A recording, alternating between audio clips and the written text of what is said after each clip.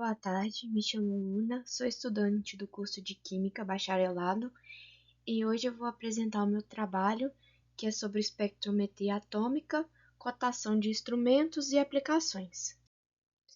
Então, nesse vídeo eu vou explicar de forma muito simples como funciona o fotômetro de chama. É um instrumento muito utilizado para determinar a concentração de metais como o sódio, o potássio e o cálcio em solução.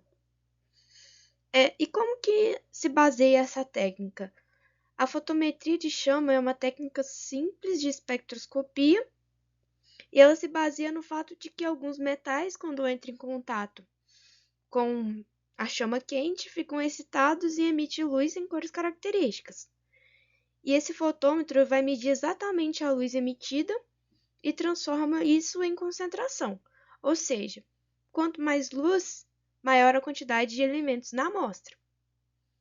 Então vamos falar das partes principais do equipamento. A gente tem a solução, e a primeira parte principal é o nebulizador, que vai transformar essa solução líquida em uma névoa bem fina, e essa névoa ela vai ser levada para a chama. Essa névoa vira um aerosol. A segunda parte, muito importante desse equipamento, é o queimador, onde entra o gás e o ar comprimido, e essa mistura vai produzir uma chama estável que é responsável por vaporizar e atomizar, excitar os átomos da amostra.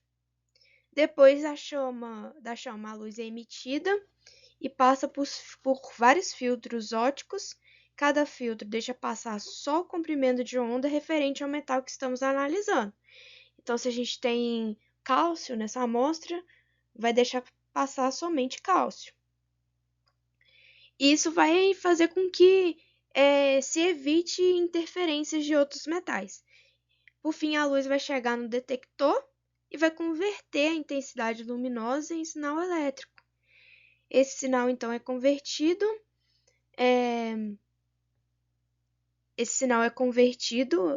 para sinal elétrico e, posteriormente, o sinal elétrico é convertido para uma concentração. Como que acontece na prática?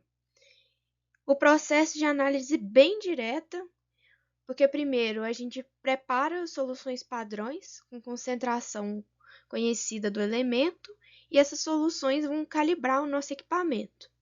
Depois disso, medimos o branco para ajustar o zero da escala e em seguida medimos os padrões e construímos a curva de calibração a partir disso. Quando aspiramos a amostra desconhecida, o fotômetro compara a intensidade da luz emitida com a curva construída e calcula a concentração automaticamente.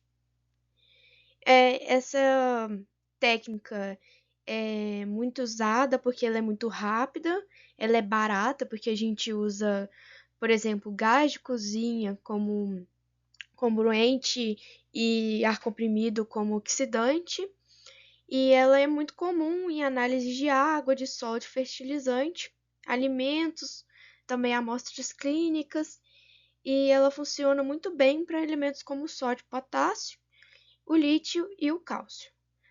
Só que a gente tem algumas limitações nessa técnica e alguns cuidados que a gente precisa ter com ela, porque ela só funciona bem para alguns metais específicos, principalmente os alcalinos e alcalinos terrosos, e a chama ela tem que ser precisa e estável, porque senão os resultados também podem variar.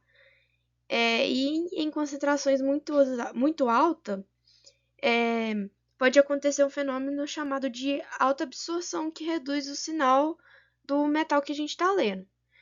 Mas quando o equipamento está bem calibrado, a técnica funciona extremamente bem e fornece resultados muito confiáveis. Então, foi realizado, né, a cotação do instrumento, o fotômetro de chama digital, na empresa Analyzer, instrumentação analítica. O modelo 910M, fotômetro de chama digital, microprocessador duplo canal para análise de sódio e potássio e, opcionalmente, lítio e cálcio, né, da marca Analyzer.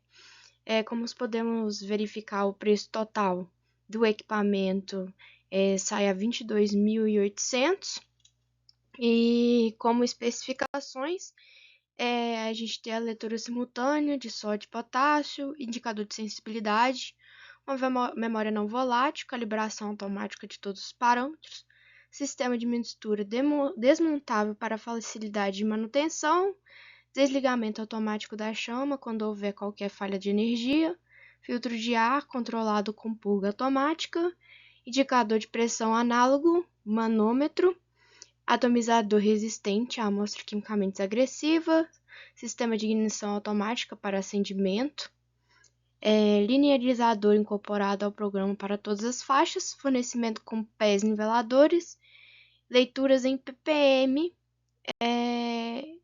e aí a gente tem outras descrições do equipamento. Também tentei realizar a cotação na analítica, entretanto eu mandei e-mails, como pode observar, que não foram respondidos. Realizei 2 e-mails, enviei mensagem, porque eu entrei em contato com eles direto pelo site, e posteriormente até me bloquearam, não me responderam, e geralmente tá escrito, né, quando a gente clica para ver o perfil da analítica, do setor de vendas, que respondem rapidamente. E tentei ligar também, mas como me bloquearam, não obtive resposta da analítica. Fiz a cotação na EA pelo Alibaba do espectrômetro de chama, espectrofotômetro de chama. E aqui a gente tem as especificações que a vendedora me passou.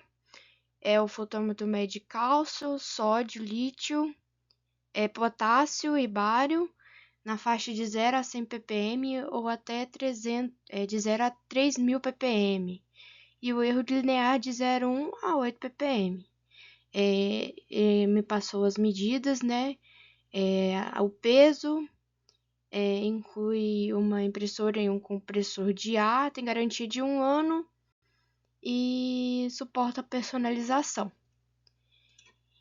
Esse equipamento ele sai por volta de 4.439 com essas especificações. Como podemos verificar, um preço bem mais em conta quando comparamos ao cotado no território nacional. E também fiz na cotação pelo Alibaba com a Westune,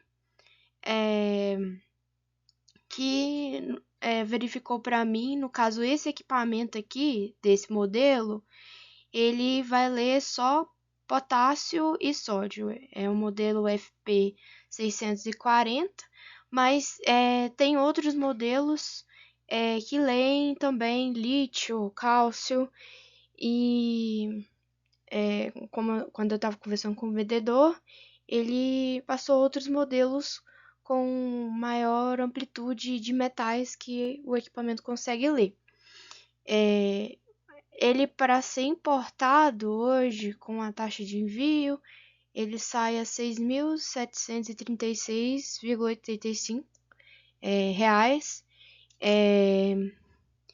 Esse valor, quando a gente compara, é um valor que compensa, quando a gente compara com os que foram obtidos no território nacional. Como uma aplicação, eu trouxe um artigo na área da alimentação, de alimentos, denominado Elemental Characterization of Andalusian Wine Vinegars with Protected Designation of Origin by ECPOS and Chemometric Approve. O fator de impacto dessa revista Food Control é de 6,3 e tem aproximadamente 36 citações. Este trabalho teve como principal objetivo caracterizar os valores de minerais presentes em vinagres de vinho de 3 denominações de origem protegidas da Andaluzia, Jerez, Montilla Moriles e Condado de Huelva.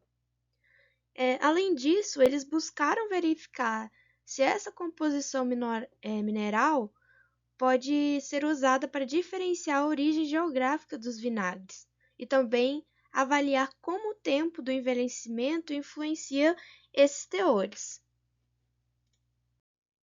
A técnica usada foi o ICP-OS, que é o espectrômetro óptico com plasma indutivamente acoplado, e nesse instrumento ele permite medir vários elementos ao mesmo tempo, com rapidez e precisão. Então, no artigo, eles utilizaram o ICP para determinar 21 elementos minerais nos vinagres, como, por exemplo, cálcio, magnésio, potássio, sódio, enxofre, ferro, cobre, zinco, estronço, boro e outros. E esses resultados foram a base para comparar os vinagres entre si. Essa foi a metodologia empregada, em que inicialmente as amostras de vinagre foram simplesmente diluídas com ácido nítrico e filtradas, sem a necessidade de fazer uma digestão. Para calibração, foi utilizado padrões multielementares e o ITRI como padrão interno. O ICP-OS foi operado no modo axial e cada elemento foi medido no seu comprimento de onda específico, e também foi avaliado o limite de detecção, limite de quantificação e controle de qualidade. Depois da análise, os dados passaram por tratamento estatístico, como a ANOVA, análise discriminante e máquinas de vetor de suporte para verificar a diferença entre as regiões. Os vinagres apresentaram perfis minerais muito distintos entre as regiões, as quais o estrôncio foi o elemento que melhor se diferenciou as áreas. As amostras de Jerez apresentaram os maiores valores, enquanto as de Montilla Moriles apresentaram as menores concentrações, e a gente pode relacionar isso diretamente com o tipo de solo, especialmente devido à maior quantidade de calcário presente nos solos de Jerez. O boro também foi um forte marcador, sendo mais elevado em Montilla Moriles, enquanto o sódio ele foi o mais alto em Condado de Huelva, devido às proximidades com o mar. Esses três elementos, o estrôncio, o bário e o sódio, são os principais responsáveis pela diferenciação regional.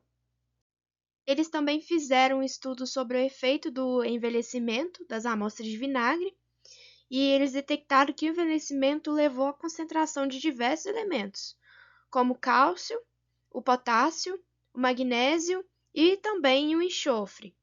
Isso ocorre porque, ao longo do tempo, no barril, parte da água ela se evapora, mas os elementos permanecem, levando à concentração natural deles. Então, a gente pode verificar nesse gráfico de barras os vinagres novos versus os vinagres antigos, e como a concentração deles aumentou ao longo do tempo.